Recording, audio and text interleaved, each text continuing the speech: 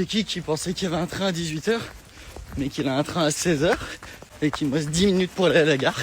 Bon, bah me voici à l'aéroport. Hein. N'en faire absolu déjà rien que se balader dans un aéroport, moi je trouve ça horrible. Genre il y a des gens partout, tu sais jamais si tu vas pas louper un truc, t'as l'impression que l'avion il peut partir à tout moment sans toi. Puis là je m'engueule avec un locataire de mon appartement. Et il me dit ouais il y a des poils de chat. Oui, en fait à part brûler mes vêtements, bah brûle toujours des poils de chat. Arrêtez de me saouler là, ça va, l'appartement est nickel, j'ai tout nettoyé. Pas 3 poils de chat qui vont vous buter, putain. Ah, achetez-vous des hôtels sinon. À Muscat pour être précis, et 15 heures de transit. Alors j'ai pris un visa pour y aller, mais en vrai j'ai trop peur que j'ai un visa pour visiter la ville, mais en fait j'ai trop peur de sortir et de plus réussir à rentrer. Parce que ça m'a l'air quand même bien compliqué ici.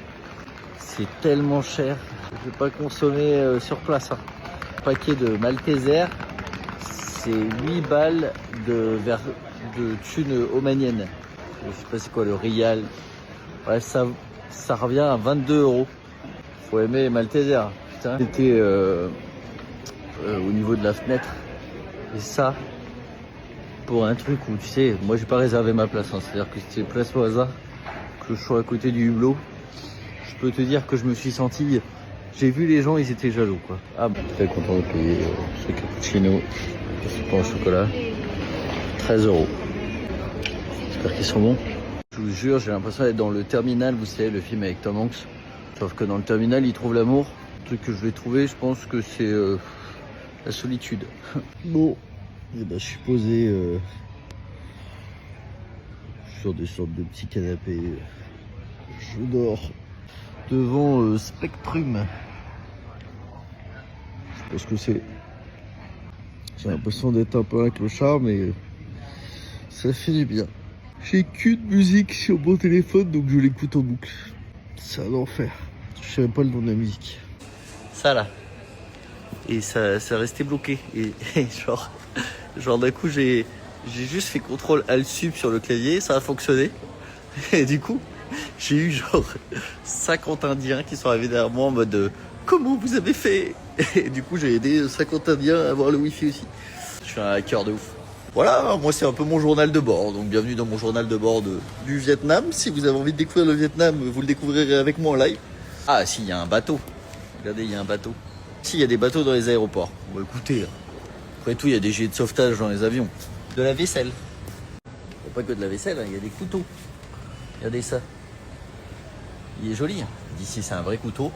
Les gens, ils se font chier à passer des portiques et tout sans avoir une bouteille d'eau. Et